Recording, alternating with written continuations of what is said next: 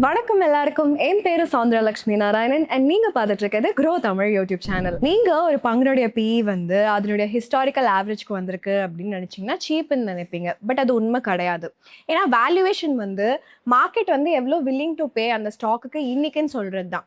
இது கம்பெனியுடைய growth trend வந்து அதே பேஸ்ல போக போக கண்டினியூ ஆகுமான்னு சொல்லாது.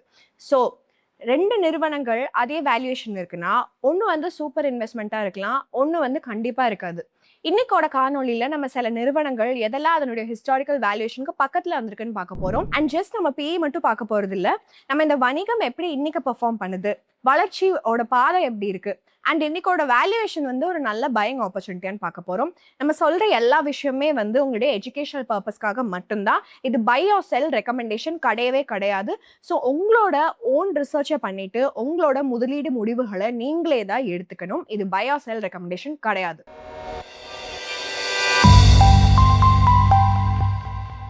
நம்ம முதல்ல பார்க்க போகிற நிறுவனம் வந்து ரொம்ப இன்ட்ரெஸ்டிங்காக இருக்குது. இவங்க ஒரு ஸ்பேஸில் ஆப்ரேட் பண்ணுறாங்க. பட் EV ரெவல்யூஷனில் கம்மியாக தான் வந்து லெஸ் டிஸ்கஸ் பண்ணப்படுற ஸ்பேஸ். என்டியூரன்ஸ் மாதிரியான நிறுவனங்கள் critical components 2 wheeler and passenger வெஹிக்கிள்க்கு சப்ளை பண்ணுறாங்க. வணிகம் ஸ்ட்ராங்காக இருக்குது, க்ரோத்தும் இம்ப்ரூவ் ஆகிட்டு இருக்கு. பட் கேள்வி என்னன்னா, கரண்ட் வேல்யூவேஷன் ஃபியூச்சர் வளர்ச்சியை ஜஸ்டிஃபை பண்ணுதான். நம்ம முதல்ல பார்க்க போகிற நிறுவனத்தின் பெயர் என்டியூரன்ஸ் டெக்னாலஜி லிமிடெட். ஸ்டாக் கரண்டாக 43x நெட் ப்ராஃபிட்டில் ட்ரேட் ஆகிட்டு இருக்கு.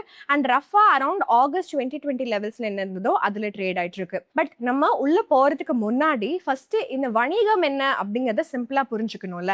ஒரு எலக்ட்ரிக் 2 வீலர் கம்பெனி, அதாவது ஏத்தர் எனர்ஜி அந்த மாதிரி நிறுவனத்துக்கு ஒரு கஸ்டம் பிரேக்கிங் தேவையோ இல்ல சஸ்பென்ஷனோ இல்ல அலுமினியம் காம்பனன்ட்டோ ஒரு புது மாடலுக்கு தேவைன்னா என்டியூரன்ஸ் வந்து அதை ஜஸ்ட் ரெடிமேட் பார்ட்ஸோட சப்ளை பண்றது மட்டும் இல்ல, கம்பெனி வந்து OEM கூட கொலாபரேட் பண்ணி காம்பனன்ட் டிசைன் பண்ணி டெஸ்ட் பண்ணி தயாரிப்பு செஞ்சு லார்ஜ் ஸ்கேல்ல கொடுக்குறாங்க. பிசினஸ் மிக்ஸ் பார்த்தோம்னா 70% நிறுவனத்தோட வருவாய் வந்து aluminium die casting and suspension ப்ராடக்ட்ஸ்ல இருந்து வருது.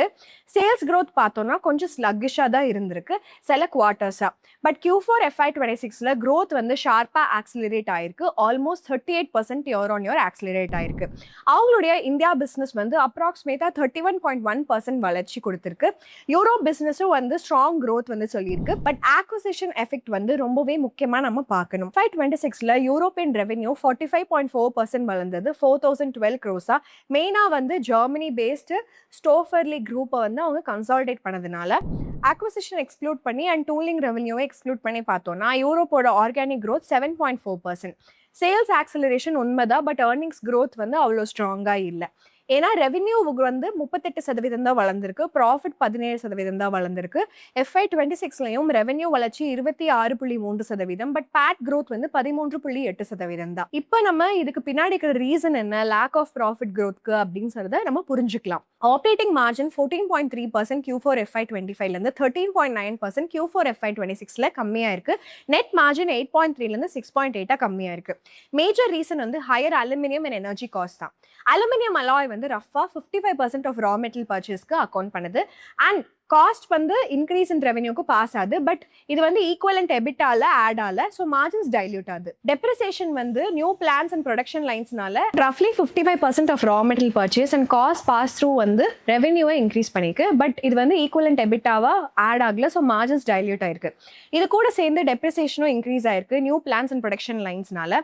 இனிஷியல் லோ யூட்டிலைசேஷன்ஸ்னாலேயும் ஏர்னிங்ஸ் growth வந்து சேல்ஸ் growthக்கு பின்னாடி லேக் ஆக வாய்ப்பு இருக்கு. growth அவுட்லுக் பார்த்தோம்னா இவங்களோட ஆர்டர்ஸ் வந்து annual peak revenue visibility of around 3,500 crores up to FY28 இருக்கு.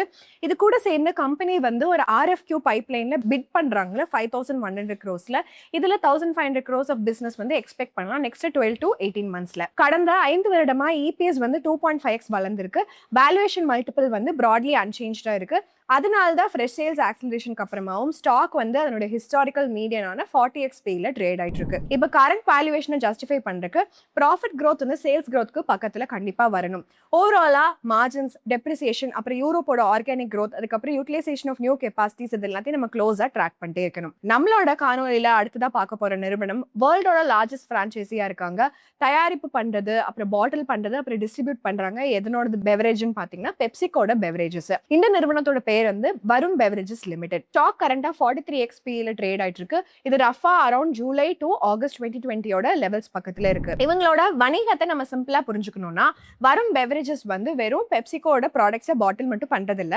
கம்பெனி வந்து என்டையர் லோக்கல் வேல்யூ செயின், அதாவது தயாரிப்பு, warehousing, distribution management and last mile delivery எல்லாத்தையுமே ஹேண்டில் பண்றாங்க. கம்பெனி 90% பிளஸ் பெப்சிகோட இந்தியா பெவரேஜ் வால்யூம்ஸை ஹேண்டில் பண்றாங்க. பாட்லிங் ரைட்ஸ் வந்து செக்யூர் பண்ணிருக்காங்க ஏப்ரல் 2049 வரைக்கும்.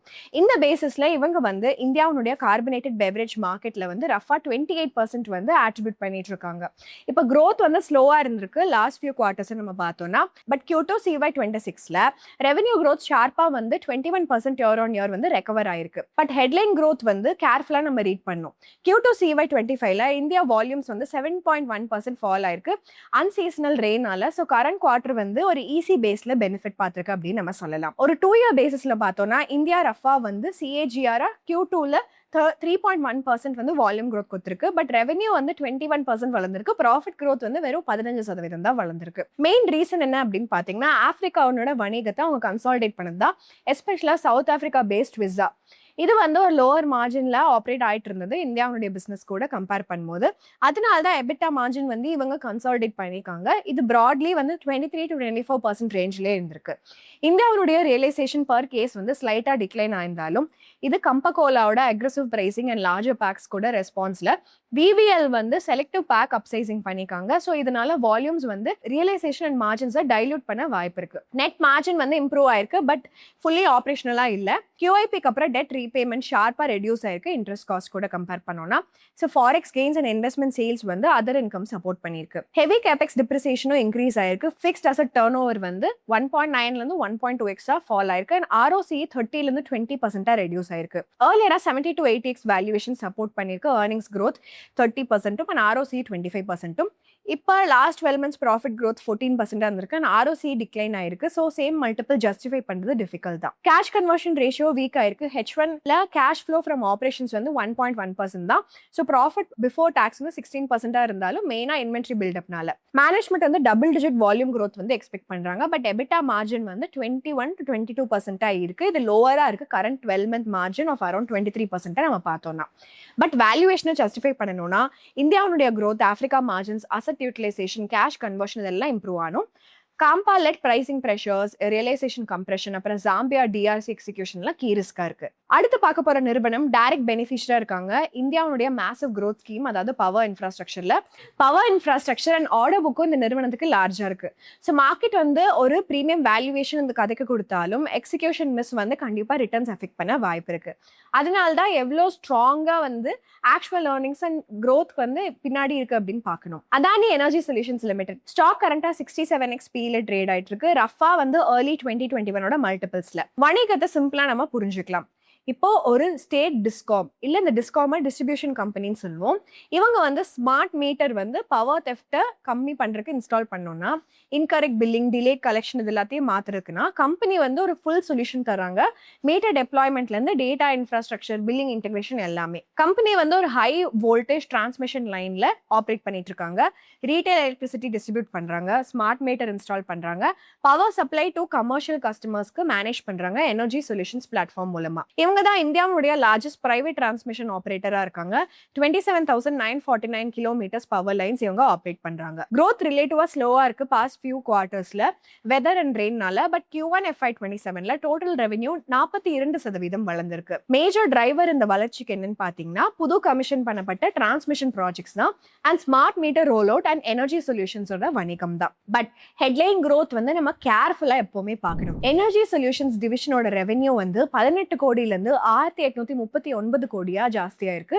20% ஆஃப் டோட்டல் ரெவென்யூ அண்ட் ரஃபா 73% ஆஃப் ஆபரேஷனல் ரெவென்யூ இன்க்ரீஸ் வந்து இந்த ஒரு செக்மெண்ட்ல இருந்து மட்டுமே வந்திருக்கு. And large portion of energy solutions earnings வந்து short term exchange and bilateral power கான்ட்ராக்ட்ஸ்ல இருந்து மட்டுமே வந்திருக்கு. மேனேஜ்மெண்ட் வந்து என்ன இண்டிகேட் பண்ணிருக்காங்கன்னா high summer power prices and delayed monsoon வந்து இந்த குவார்டர் சப்போர்ட் பண்ணுன்னு சொல்லியிருக்காங்க. ஸோ மார்ஜின்ஸ் வந்து வாலடைலா இருக்கலாம் குவார்டர் ஆன் குவார்டர் நம்ம பார்த்தோம்னா. மீனிங் நம்ம பிசினஸ் எக்ஸ்க்ளூட் பண்ணோம்னா ஆபரேஷனல் growth வந்து அரௌண்ட் 15% இருந்திருக்கு.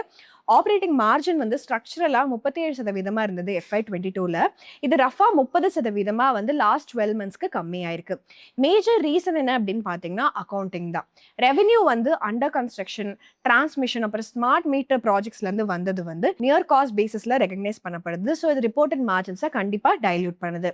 மார்ஜின் ரெக்கவர் ஆயிருக்கு Q1 FY27ல. ஏன்னா newly commission high margin assets வந்து ஆபரேஷனல் ஃபேஸ் என்டர் ஆயிருக்கு. கேஷ் கன்வர்ஷனும் ஆப்டிக்கலா ஸ்ட்ராங்கா இருக்கு. Cash flow from operations to operating profit around 143%. But இதனுடைய மேஜர் சப்போர்ட் வந்து ஒர்க்கிங் கேபிட்டல் மூவ்மெண்ட்ல இருந்தா வந்திருக்கு. க்ளோஸா பார்த்தோம்னா கம்பெனியோட அப்சல்யூட் இன்ட்ரெஸ்ட் காஸ்ட் வந்து கண்டினியூஸா இன்க்ரீஸ் ஆயிட்டே இருக்கு. கடந்த 12 மாதமா இன்ட்ரெஸ்ட் காஸ்ட் ரஃபா 3900 crores இருந்திருக்கு. இது ஈவன் ஹையரா இருக்கு ப்ராஃபிட் ஆஃப் 3100 crores விட. அதனால தான் ரைசிங் ஃபினான்ஸ் காஸ்ட் வந்து ரொம்ப முக்கியமா நம்ம இந்த நிறுவனத்துல பார்த்துட்டே இருக்கணும். ரிசீவபிள்ஸ் டர்ன் ஓவரும் டிக்ளைன் ஆயிருக்கு. மெயினா EPC பில்லிங் அண்ட் அன்பில்டு ரெவென்யூனால தான். growth அவுட்லுக் படி பார்த்தோம்னா ஒரு டிரான்ஸ்மிஷன் பைப்லைன் இருக்கு 71,779 crores அண்ட் ஆர்டர் புக்ல 24.6 மில்லியன் ஸ்மார்ட் மீட்டர்ஸும் இருக்கு. மேனேஜ்மெண்ட் வந்து 21,000 to 22,000 crore கெபெக்ஸ் வந்து டார்கெட் பண்றாங்க அண்ட் அரௌண்ட் 11,500 crores EBITDA FY27ல டார்கெட் பண்றாங்க.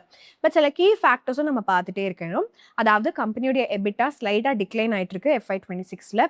டிஸ்ட்ரிபியூஷன் லாசஸ் இன்க்ரீஸ் ஆயிருக்கு 4.24ல இருந்து 5.16% அண்ட் செக்மெண்ட் வந்து ஆல்மோஸ்ட் 40% of revenue வந்து கான்ட்ரிபியூட் பண்ணிட்டு இருக்கு. ஸோ கரண்ட் வேல்யூவேஷனோட 67x வேல்யூவை ஜஸ்டிஃபை பண்றதுக்கு கிளியர் இம்ப்ரூவ்மெண்ட் ப்ராஜெக்ட் எக்ஸிகியூஷன்ல இருக்கணும். Receivable collection, energy solution earnings குவாலிட்டிலையும் ப்ராஃபிட் கன்வர்ஷன்லையும் இருக்கணும். அடுத்ததா பார்க்க போற நிறுவனம் வந்து ஷில்பா மெடிகேர்.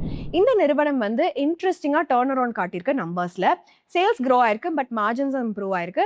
பட் எல்லா டர்ன் அரவுண்டும் இன்வெஸ்ட்மெண்ட் ஆப்பர்ச்சுனிட்டியா எடுக்கக்கூடாது. உண்மையான கேள்வி என்னன்னா இம்ப்ரூவ்மெண்ட் வந்து ஸ்ட்ரென்த் ஆஃப் பிசினஸ்ல இருந்து வருதா இல்ல டெம்பரரியான ஒரு ஃபேஸ் ஆன்ட்டு தான். ஸ்டாக் கரண்டா 50xல வந்து ஏர்னிங்ஸ்ல ட்ரேட் ஆயிட்டு இருக்கு. இது அரௌண்ட் 2021 லெவல்ஸ்ல இருக்குன்னு சொல்லலாம். பட் அதுக்கு முன்னாடி நம்ம பிசினஸ் சிம்பிளா புரிஞ்சுக்கலாம். ஷில்பா மெடிகேர் வந்து டெவலப் அப்புறம் தயாரிப்பு செய்வாங்க மெடிசன்ஸ் அதெல்லாம் குளோபல் ஃபார்மா நிறுவனங்களுக்கு. Company API, finished formulation, biologics அதுக்கப்புறம் கம்ப்ளீட் ட்ரக் டெலிவரி ப்ராடக்ட்ஸ் இது எல்லாத்துலயும் ஒர்க் பண்றாங்க. Q1 FY27ல ரெவென்யூ மிக்ஸ் API இருந்து 47%, ஃபார்முலேஷன்ல இருந்து 42%, பயாலஜிக்ஸ்ல இருந்து 11% வளர்ந்திருக்கு. சேல்ஸ் growth ரிலேட்டிவா ஸ்லோவா இருக்கு கடந்த சில வருடங்களா அண்ட் கம்பெனியோட ஃபேஸ் வந்து heavy capex R&D and regulatory அப்ரூவல்ஸ்ல தான் இருக்கு. growth வந்து லாஸ்ட் 3 quarters பிக்கப் ஆயிருக்கு அண்ட் Q1 FY27ல ரெவென்யூ வந்து 45% வளர்ந்திருக்கு 469 crores. இதுதான் ஹையஸ்டா இருக்கு அந்த குவார்டர்லி growth கடந்த 3 வருடமா பார்த்தோம்னா. Q1 FY27ல EBITDA மார்ஜின்ஸ் வந்து 29.2% இருந்திருக்கு. லாஸ்ட் 12 மந்த்ஸ்ல ஆப்ரேட்டிங் மார்ஜின்ஸ் வந்து 28 to 29% ரேஞ்ச்ல இருந்திருக்கு. பீக் வந்து ரீச் பண்ணிருக்கு. ரீசன் என்ன அப்படின்னு பாத்தீங்கன்னா ஹையர் கெபாசிட்டி யூட்டிலைசேஷனும் பெட்டர் ப்ராடக்ட் மிக்ஸும் தான். கம்பெனி வந்து இப்போ லோ மார்ஜின் கமாடிட்டி APIல இருந்து லிமிடெட் காம்படிஷன் ஃபார்முலேஷன் ஆன இன்ஜெக்டபிள்ஸ் ஹையர் வேல்யூ CDMO ப்ராடக்ட்ஸ்க்கு ஸ்விட்ச் ஆயிட்டு இருக்காங்க. ஹையர் சேல்ஸ் கூட சேர்ந்து ஃபிக்ஸ்ட் R&D அப்புறம் பிளான் காஸ்ட்டும் வந்து ஸ்ப்ரெட் ஆயிட்டே இருக்கு லார்ஜ் ரெவென்யூ பேஸ்ல. ஸோ ஆப்ரேட்டிங் லெவரேஜ் அது கிரியேட் பண்ணுது. நெட் மார்ஜினும் நல்லாவே இம்ப்ரூவ் ஆயிருக்கு. வெயிட்டேஜ் ஆஃப் இன்ட்ரெஸ்ட் அண்ட் டெப்ரிசியேஷனும் ரெடியூஸ் ஆயிட்டு இருக்கு. பட் Q1 பேட் வந்து ₹101 crores, இதில் 26.8 crores டிஃபர்ட் டேக்ஸ் ரிவர்சலும் இருந்திருக்கு.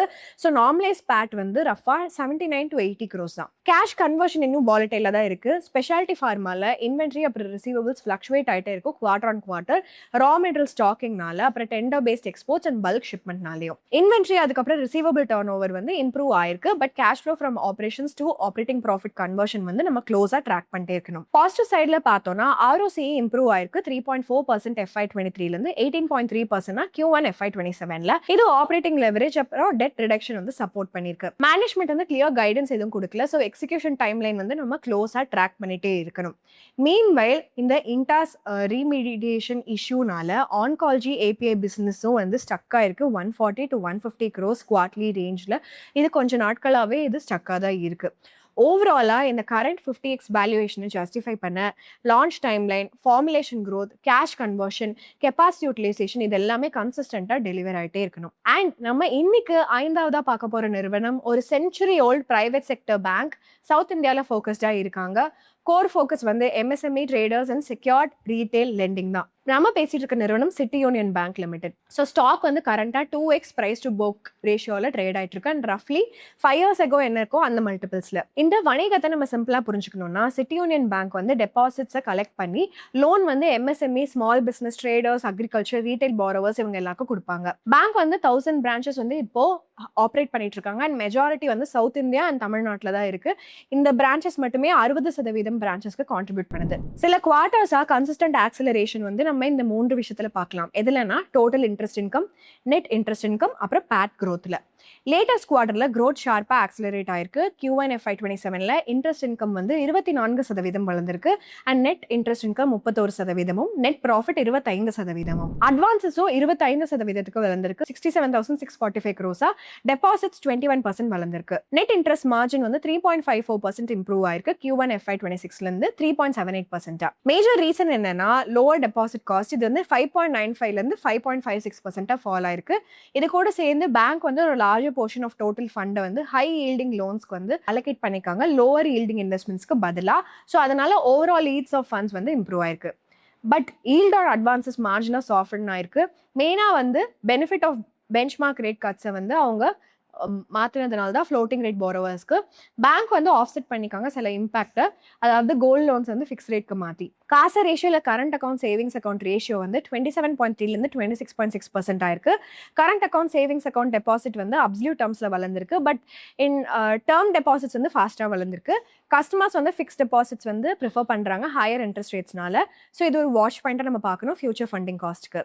ஸ்ட்ராங் இம்ப்ரூவ்மெண்ட் வந்து நம்ம ஆசெட் குவாலிட்டியில் பார்க்கலாம். கிராஸ் NPA வந்து 3.09 இருந்தது FY25ல, அது 1.73 கம்மியாயிருக்கு. And net NPA 0.61%, provision coverage வந்து 85% இருக்கு. பட் லோன் growthோட மிக்ஸ் வந்து கேர்ஃபுல்லாக நம்ம பார்க்கணும்.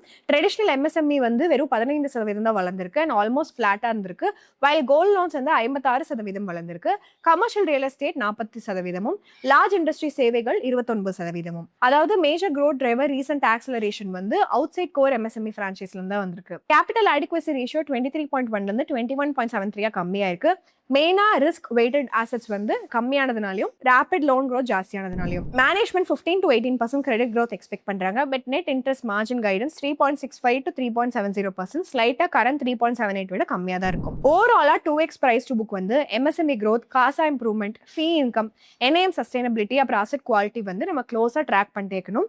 கோல்ட் லோன் கான்சென்ட்ரேஷன் அப்புறம் ஃபாஸ்டர் வளர்ச்சி நான் கோ செக்மெண்ட்ஸ்ல இருந்தும் நம்ம கீ வாட்ச் பாயிண்ட்ஸா பார்த்துட்டே இருக்கணும். ஸோ ஓவராலா ஒரு காமன் லெசன் என்னன்னா இந்த எல்லா நிறுவனங்கள்லையும் வந்து ஒரு நல்ல கம்பெனியை கண்டுபிடிக்கிறது வந்து ஜஸ்ட் இனஃப் கிடையாது. ரைட் ஆப்பர்ச்சுனிட்டியை ரைட் வேல்யூவேஷன்ல நம்ம பார்க்கறது ஈக்குவலி இம்பார்ட்டன்டான ஒரு விஷயம் தான். இப்போ கேள்வி என்ன அப்படின்னா, இந்த 5 நிறுவனங்களையும் எந்த நிறுவனம் வந்து உங்களுக்கு ப்ராமிசிங்காக இருக்குது ஏன் நினைக்கிறீங்க அப்படிங்கிறத உங்களோட லாஜிக்கோட கமெண்ட் செக்ஷனில் சொல்லிடுங்க. நம்ம வேற ஏதாவது ஸ்டாக் அனலைஸ் பண்ணணும் இல்லை வேற ஏதாவது செக்டரை டீப் அனலைஸ் பண்ணணும் அப்படின்னா கமெண்ட் செக்ஷனில் சொல்லிடுங்க. வேற யாராவது அதை அனலைஸ் பண்ணணும்னு நினச்சிருந்தீங்கன்னா ஆல்ரெடி கமெண்ட் பண்ணவங்களுக்கு லைக் கொடுத்துருங்க. நிறைய லைக்ஸ் வரதை நம்ம எடுத்து பண்ணலாம். நான் எப்போவுமே சொல்கிறது தான், இந்த காணொலி உங்களோட எஜுகேஷனல் பர்பஸ்க்காக தான். இது வந்து பை ஆர் செல் ரெக்கமெண்டேஷன் கிடையவே கிடையாது. உங்களோட ஓன் ரிசர்ச் பண்ணிட்டு உங்களோட முதலீடு முடிவுகளை நீங்கள் தான் எடுத்துக்கணும். இன்னும் ஒரு அருமையான காணொலியில் நம்ம எல்லாரும் சந்திக்கலாம். அது வரைக்கும் நன்றி, வணக்கம்.